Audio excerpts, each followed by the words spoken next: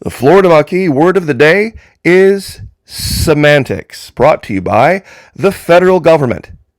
I'll be very honest with you folks, I did not have this on my bingo card for the first 3 months of the Trump administration, that the highest echelon of our military security apparatus in Washington, D.C. would be wordsmithing or attempting to wordsmith their way through the mainstream media, attempting to deflect and deny and obfuscate what is likely one of the most serious national security fuck-ups in the last 50 years, with the use of semantics, saying, well, this wasn't classified or that wasn't classified. You see, that word classified doesn't necessarily always mean what they think it means. There's a word out there, or I should say a phrase, that nobody's talking about, that they need to be talking about. It's called need to know. Now, those of you out there in the military, I'm sure you understand that very, very clearly. In fact, over at the Florida Maquis Patreon channel, very so coincidentally, where I've described we have 4 different levels, $2 a month, $5 a month, $10 and $15. Our $5 a month level is called the Need to Know Roundtable. Now, for those of you who haven't been in the military, it doesn't matter what your rank is. It doesn't matter what your level of security clearance is. If you enter a room and something is being discussed that has no bearing on what you're supposed to be doing, you will be asked to leave. I don't care if you've got, say, a lieutenant colonel sitting around with 2 captains, a lieutenant, and maybe a warrant officer, and they're discussing an upcoming operation that your unit doesn't have anything to do with, and you're a general, you're going to leave. You're going to leave. You're going to walk, even though you outrank everybody in the room. It's called need to know. Now, if you'd like to join us, Florida Maquis Patreon channel, love to have you over there. Like I said, 4 levels, 2, 5, 10, and 15, all fully refundable. First 90 days, no questions asked, hundreds and hundreds of videos going back all the way back to 2018. All sorts of different topics. Lots of folks over there. We're having to do some renovations in the back and open up some folding chairs because we've got a lot of new content, a lot of new people there. So once again, love to have you there. God bless all of you who have joined us there. I very, very much appreciate it. Let's get right to it. Another thing I didn't have on my bingo card was Tomi Lahren. Now, I know a lot of people have mixed views on Tomi Lahren, but she has the most based take on this, and she's kind of disappointed that people in her party, conservatives, are attempting to weasel their way out of this and say, it's no big deal, the whole Jesse Waters, Sean Hannity treatment. It's no big deal, they're just making it up, and it's because it's the Atlantic, it's this, that, and the other. Folks, that the biggest fuck up in this isn't what was being discussed. The biggest fuck up on this is that all of these people didn't know that the small group, PC small group, Houthi PC small group, the chat they were having, they didn't even know who was in the chat. If you walked into a room, any soldier of any rank, let's say you're a specialist or a corporal, say you're E4, you walk into a room, and in said room is the National Security Advisor, Mike Waltz, the Chief of Staff and Deputy Chief of Staff, Susie Wiles and Stephen Smith, the Secretary of Defense, Hegseth, Steve Witkoff, Special Envoy to the Middle East, the Director of National Intelligence, Tulsi Gabbard, the Director of the CIA, John Ratcliffe, V. POTUS, the Vice President of the United States, and the Secretary of State. If they're all sitting there having a meeting, I don't care if they're discussing whether they want mayonnaise or mustard or a whipped avocado on their sandwiches for lunch. You have no business being there unless you have been specifically invited to do something. Everything that they are discussing is automatically classified need to know. Every conversation regarding anything that has to do with the business of the United States is classified need to know. Period.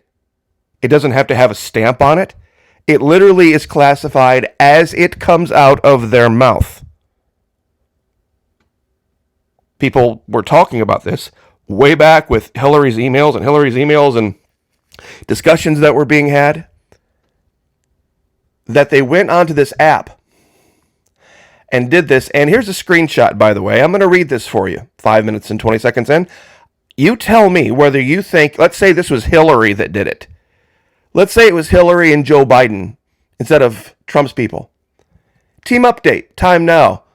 11:44 Eastern Standard Time. Weather is favorable. Just confirmed with CENTCOM. I think ET means Eastern Time here. Just confirmed with CENTCOM. We are a go for mission launch. 12:15 Eastern Time. F-18s launch. First strike package. 13:45 hours. Quote-unquote trigger-based F-18 first strike windows start. Target terrorist is at his known location, so all caps should be on time. Also, strike drones launch MQ-9 Reapers. 14:10 hours. More F-18s launch. Second strike package. 14:15 hours. Strike drones on target. This is when the first bombs will definitely drop. Pending earlier, quote-unquote trigger-based targets. 15:36 hours. F-18 second strike starts. Also, first sea-based Tomahawks launched. Now, I don't care who you are. This is confirming a communication with CENTCOM, that there is even a mission afoot. The launch time for the F-18s, the time to target for the F-18s is here, because 12:15 launch, 13:45 trigger-based F-18 first strike shows that 90-minute window to target. Also, assets in the region, MQ-9 Reapers. Secondaries, 14:10 hours, more F-18s. This is an unreal amount of information. This is the kind of information that will get us nuked. This is the kind of information that will get us nuked. And all this was done over the Signal app.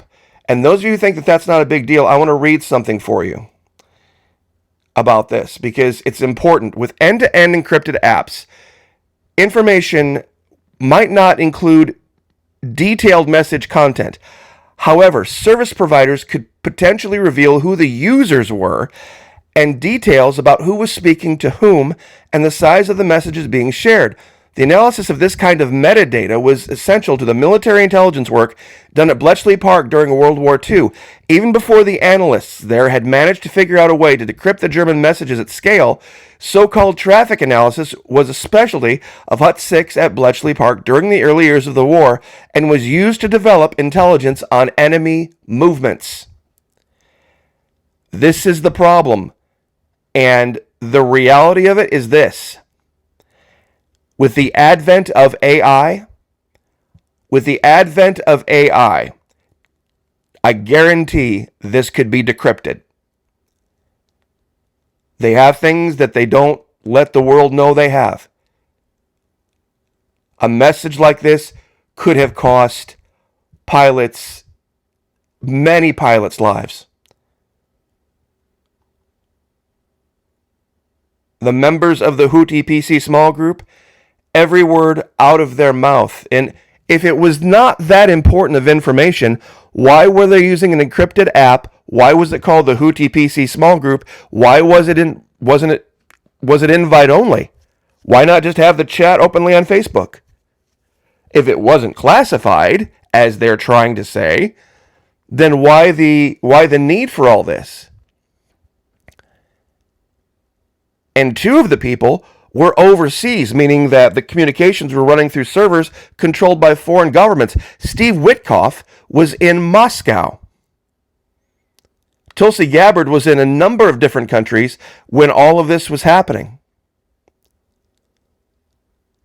And here's the crazy thing. This Jeffrey Goldberg, this guy that everybody's loving to hate right now, the people who probably hate him the most about this are probably the Democrats.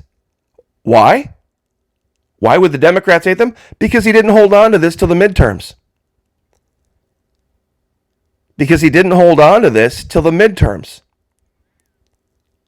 He came out right away. in the name of national security, the guy came out right away and said, look, I was in this group, and apparently all of these people didn't know I was there. The simple fact alone that they didn't know who was in the room